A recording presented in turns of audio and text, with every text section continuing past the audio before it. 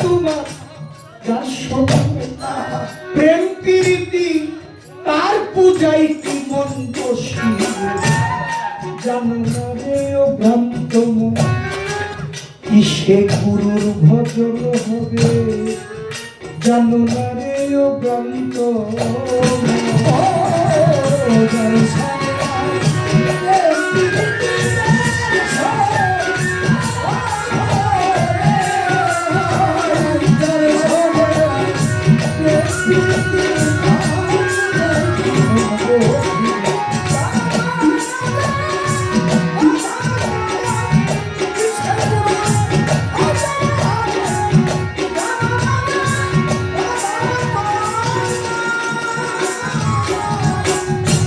যাহার পতন দেখা মাত্র মনে জাগে আনন্দ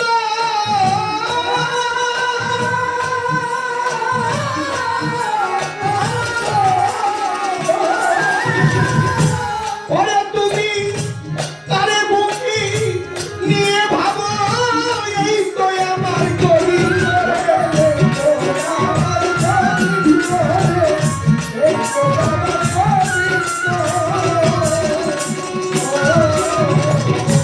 যাহার পদম দেখা মাত্র মনে জাগে আনন্দ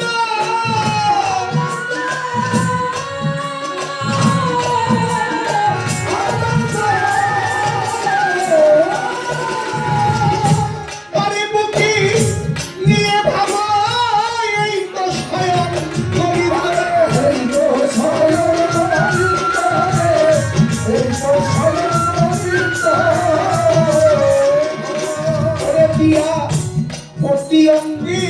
অতি অঙ্গ করণে পাশে সঙ্গ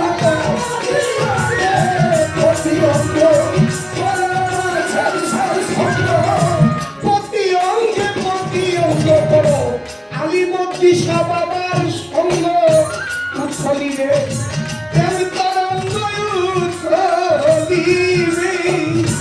উৎসলিবে প্রেম তরঙ্গ তাপি পরা নিশ্চিত হবে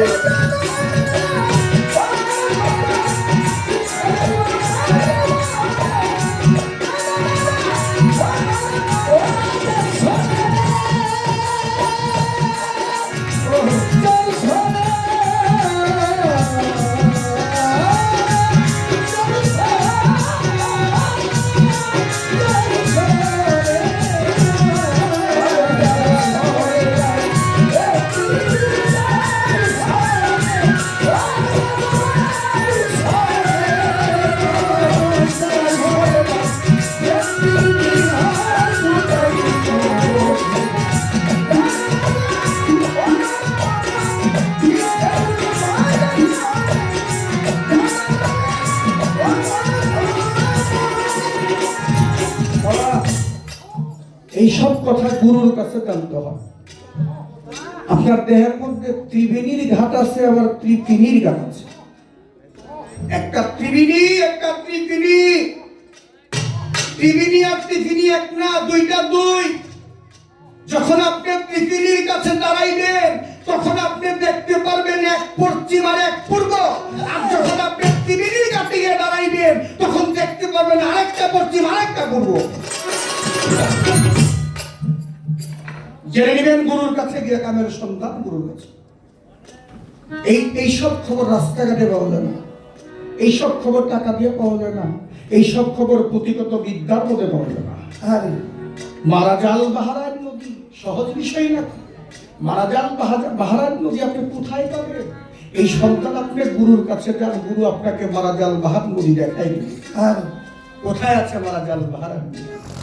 বাবা, আমরা তো গুরু ভজন করে গেলাম মুখে মুখে, কাজে কর্মে করলাম না। কারণ যদি কাজে কর্মে গুরু ভজন করতাম, আমার যে কোনো সমস্যা আমার গুরুর কাছে আমি বলতাম।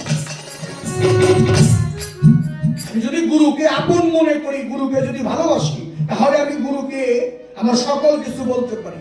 আমার ভক্তকে আমি এতক্ষণ কিছু কই নাই, কিছু জিগাইও নাই, পরীক্ষাও করি নাই। আপনারা যদি অনুমতি দেন তাহলে দুইটা জিগাই দেব না। কি করব বাবা? আপনারা আবার যাইবেন কেন? যে এতক্ষণ করে কিছু কারণ ভক্ত আবার বলতে পারে যে প্রথম স্টেজে গুরু আমারে জিগাইল, এবারকার ভক্ত যেহেতু হয়েছে সে তো ভক্ত, শিষ্য হইলে আমি কিচ্ছু কইতাম না, জিগাইতাম না, শিষ্য হইলে অজ্ঞান, তাই শিষ্য কি কইব? গুরু যাহা বুঝাইবে শিষ্য তাহা বুঝে। আর তিনি যখন ভক্ত, ভক্ত যার মধ্যে নববিদ্যা ভক্তি তৈরি হয় তিনি হয়ে যায় ভক্ত। খালিকগঞ্জ সাহেব গানে বলেছে চমৎকার 52 বাজার 52টা সেরি খেলা চার সঙ্গে কইরাছে তোয়া চাইরাতে 32টা রং খেলাই কুতুব চারজন হরকনা রোহিত আছে ইস্কাওনার চিরাতন। তোমার খেলছে খেলা 28 ফোঁটায় রঙে যদি মেরিজ দেখায় চাইর বাইরা 32 হয়ে যায় সাহেব বিবিল আছে।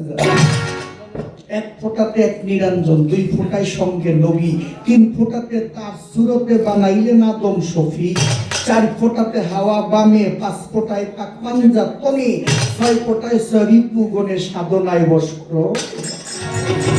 6 ফোঁটাতে 6টি রিপু লাল কালো রঙে ডাকা, জিতলে পরে লাল বাহির হয় হারিলে কালো রেখা। তাই রং যদি পাই বেশি করে ডাবল আরি ডবল মারে, টাক্কা দিয়া তুরুক করে গোলামকে করে অধিকার। আমি কিন্তু তাস খেলি না, আবার কইেন না যে মিরাজ দন্ডি পাক্কা জুয়ারি না বাবা, ওই তাস খেল মোবাইতে নিজের জুয়া খেলি তো গুল পাই না। এই যে জুয়া খেলার নদীর মধ্যে পড়ছি, জুয়া খেলার সংসারের মধ্যে পড়ছি, এই জুয়া খেলি তো গুল পাই না, আবার ওই জুয়া খেলবো কোন সময়? তাই 7 ফোঁটাতে 7 দুযোগের দরজা বন্ধ করতে হয়, 8 ফোঁটাতে 8 বেহেশতের দরজা খুলিতে হয়। নববিদ্যা ভক্তির বলি তুমি 9 ফোঁটা রাখো দখলে, 10 ইন্দ্রিয় জয় হইলে দেওয়ান খালেক কয় ভাবো।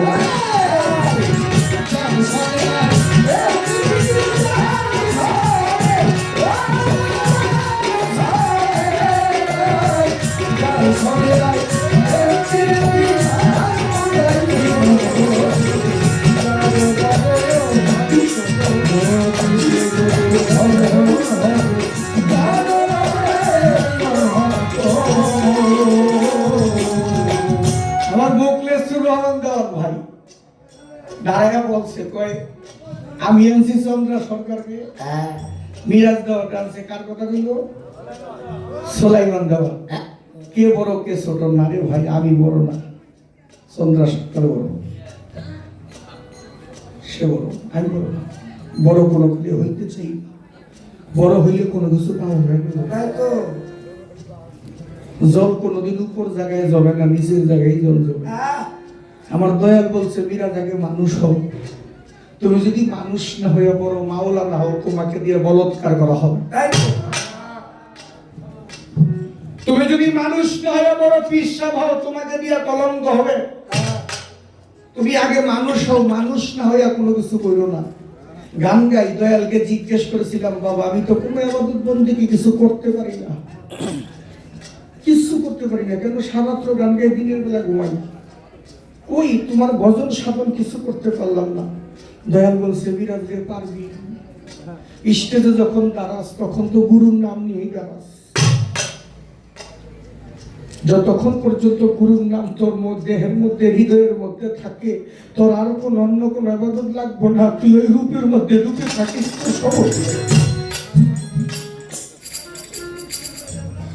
ওইখানে তো থাকতে হবে। আমার ভক্তের কাছে আমি পরীক্ষা করবো, তুমি খালি কইবা প্রথম কথা এমন একজন ভক্ত গুরুর কাছে বায়াত হয়ে গেছে, গুরু কয় তোরে বায়াত করুন না, দরবার থেকে বাড়ি ফিরে দিছে, কিন্তু সেই নাসরবান্দা ভক্ত গুরুর কাছে বায়াত না হয়েও সে নিজেকে নিজে আত্মশুদ্ধি লাভ করে ফেলে। এই ভক্তটাকে না, ভক্তের নাম কি? দ্বিতীয় নম্বর আরেকটি কৃষ্ণ, এমন একজন ভক্ত গুরুকে সন্তুষ্ট করেছে, কিসের জন্য কি দিয়া বুঝি না, গুরু নিজে তার ভক্তের পাও দুইটা ধোয়া, নিজের হাতে গুরু ভক্তের পাও ধোয়া ওই ভক্তের পায়ের মধ্যে গুরু ভক্তি দিয়েছে।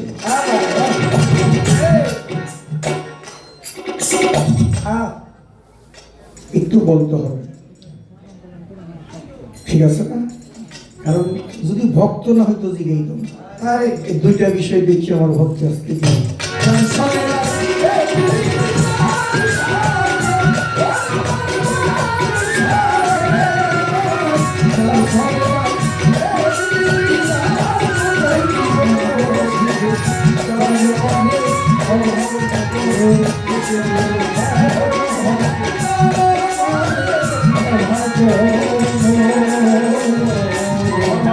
প্রেম সোহাগে কাছে টানো প্রিয় কিন্তু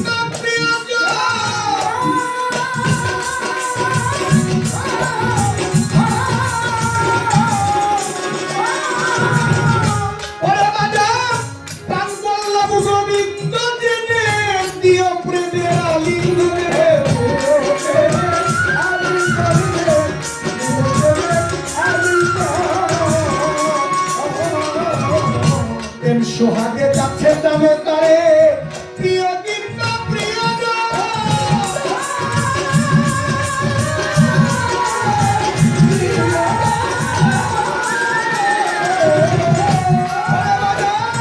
তার বললাম গোবিন্দ প্রিয় প্রেমের আলিঙ্গ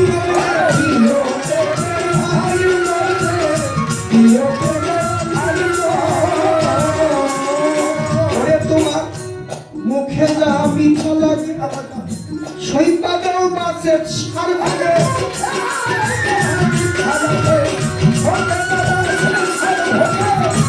মুখে যাহা মিঠা লাগে সৈপাদেও দয়ালের ভোগে যাহার লাগি এ প্রাণ কান্দে যাহার লাগি যাহার লাগি এ প্রাণ কান্দে তার প্রেমেতে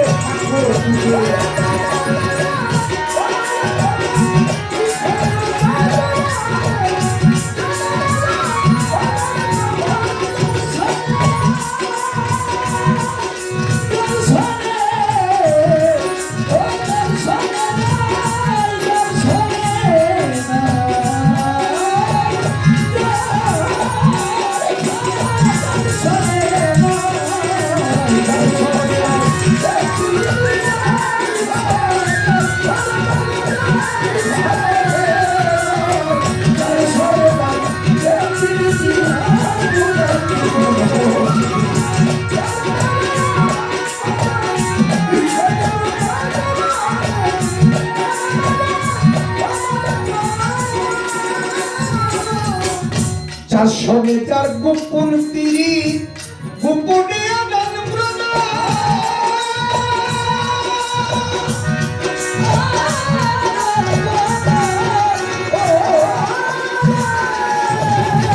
আমার আলিমন্দি সার পূজা দিতে লাগে নারী ভক্তি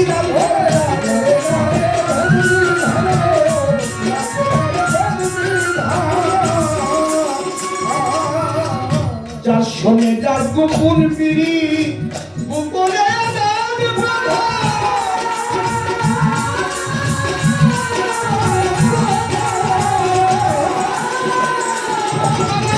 দয়াল চান্দের পূজা দিদি লাগি নারী ভক্তি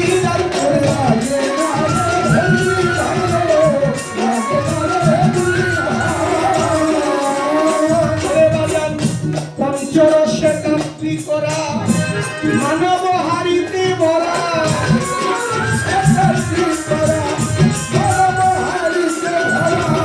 পঞ্চরসে কান্তি করা এই মানব হারিতে ভরা রাধা বল্লভে কই পাইল যারা বল্লভে কই রাধা বল্লভে কই পাইল যারা ভাবের মরা মরতে হবে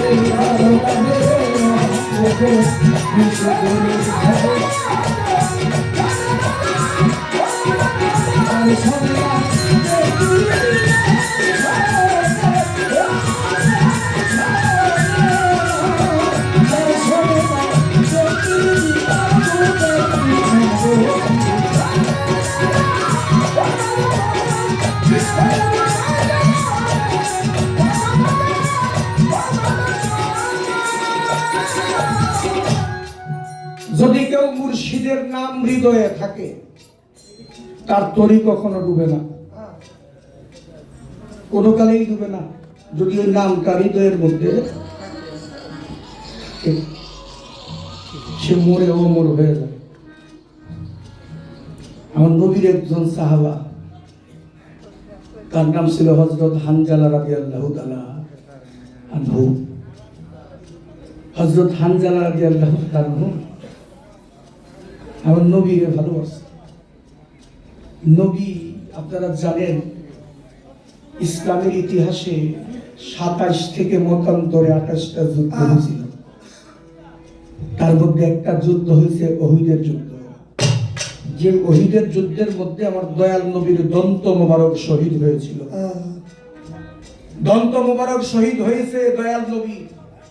ইয়মান শহর থেকে ওয়াজ করুনি পাগল জানছে, দেখেন গুরু প্রেম কাকে বলে, জানতে পারছে নবীর একটি দন্ত শহীদ হয়েছে, হাতের মধ্যে পাথর নিয়ে ওয়াজ করুনি পাগলের 32টা দন্তই ফেলে দিয়েছে। প্রেমিক হইলে এমন হইত, ভক্ত হইলে এমন হইত, আশেক হইলে এমন হইত। হানজালা ওহিদের যুদ্ধে যাওয়ার 3 দিন আগে আমার দয়াল নবী নিজে হানজালাকে বিয়ে করাইছে। কেন? হানজালার ঘরে মাও ছিল না, বাবাও ছিল না। হানজালা নবীর কাছে আসছে, নবীরে ভালোবাসছে, নবীর কাছে বায়াত হইছে। হানজালাকে আমার দয়াল নবী ওহিদের যুদ্ধে যাওয়ার 3 দিন আগে বিয়ে করাইছে। 3 দিন পরে যুদ্ধে যাবে, যুদ্ধের জন্য রওনা হইছে, সাহাবাদেরকে বাছাই করতেছে। আর ওই সময় হানজালা নবী সামনে গিয়ে হাজির হয়ে গেছে। আমার নবী কয়, তুমি হানজালা না? জি হুজুর। কই যাইবা? আল্লাহর নবী, আমি যুদ্ধে যাব। আরে কি কও তুমি যুদ্ধে যাবা? তোমারে 3 দিন আগে বিয়ে করাইছি না, তোমার ঘরে না নববধূ। তুমি কি জানো যুদ্ধে গেলে তুমি আর ফিরে না আসতে পারবো? তাহলে যেই রমণীটা তোমার ঘরে আসছে সে তার মুখের দিকে তাকায় থাকবো। আমার মায়েরা যখন স্বামীর ঘরে আসে লাল বেনারসি পরে আসে, আর যখন স্বামীর ঘর থেকে জগৎ স্বামীর ঘরে যায় তখন সাদা মার্কিনের কাপড় গায়ে জড়ায় দিতে হয়। আমার দয়াল নবী বলে, হানজালা তুমি যুদ্ধে যাইও না। হানজালা কয়, না আমি আপনার কথা শুনবো না, আমি আপনার সাথে যুদ্ধে যাব। নবী কয়, তুমি যুদ্ধে যাবে? তুমি কি যুদ্ধ তলোয়ার চালাইতে পারো? কয় না। কয় তুমি যুদ্ধে যাইবা কেন? হানজালা 2 চোখের পানি ছেড়ে বলে, নবী আমি কোনোদিন এই হাত দিয়ে ডালও ধরি নাই, আমি কোনোদিন তলোয়ারও চালাই নাই। নবী গো, আমি এতটুকু করতে পারবো, যুদ্ধের ময়দানে কাফেররা যদি আপনার বুকের দিক লক্ষ্য করে তীরটা মারে, আমি ওই তীরটা যেন আমি হানজালা আমার বুকের মধ্যে নিতে পারি।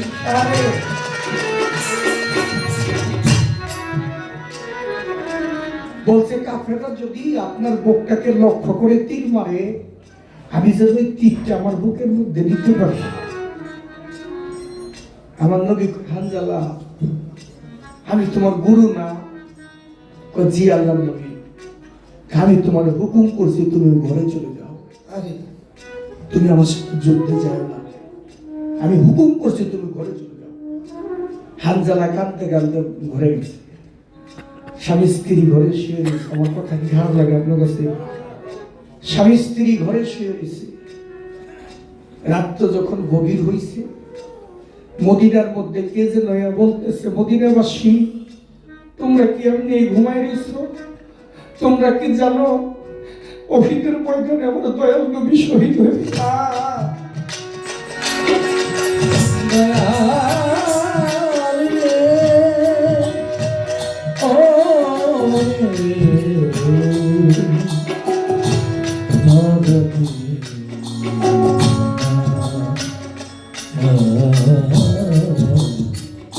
মদিনাবাসী তোমরা কি এমনি ঘুমাই গেলা? তোমরা কি জানো ওহিদের ময়দানে আমার দিনের নবী শহীদ হয়ে গেছে? হানজালা চিৎকার দিয়ে ঘর থেকে বেরিয়েছে, নবী গো, আমি যদি আপনার কথা না শুনতাম তাহলে যে তীরটা আপনার বুকের মধ্যে লাগছে ওই তীরটা আমি হানজালা আমার বুকের মধ্যে নিতে পারতাম।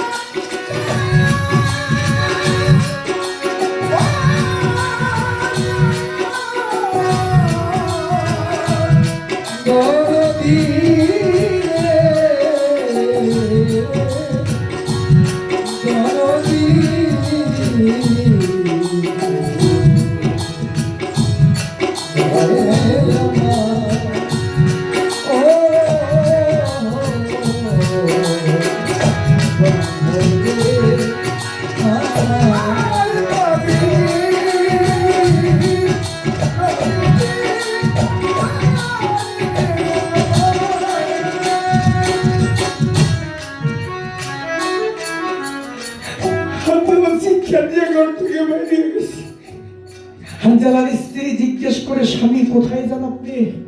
বলছে আমি অভিদের ময়দানে যাবো, যেখানে মসজিদের নবী শহীদ হয়েছে। হানজালার স্ত্রী বলে, স্বামী আপনি কি পাগল হয়ে গেছেন? আজকে ফরজ গোসল হয় না আমাদের। আপনি যদি অভিদের ময়দানে গিয়ে শহীদ হয়ে যান, আপনি তো জাহান্নামে যাবেন। আপনারা বলে তিনি আমি জান্নাত দিয়ে কি করব? যিনি আমার তিন বন্ধু, তিনি যদি পৃথিবীতে না থাকে।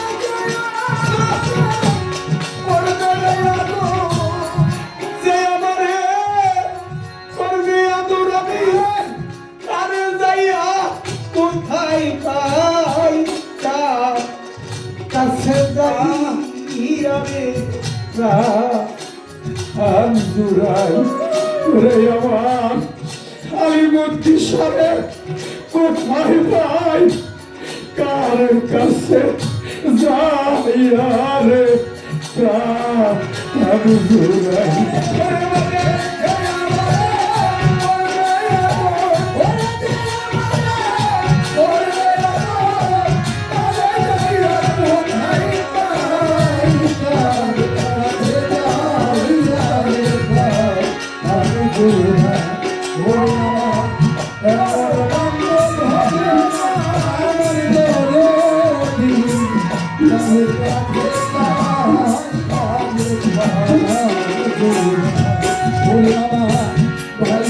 Oh,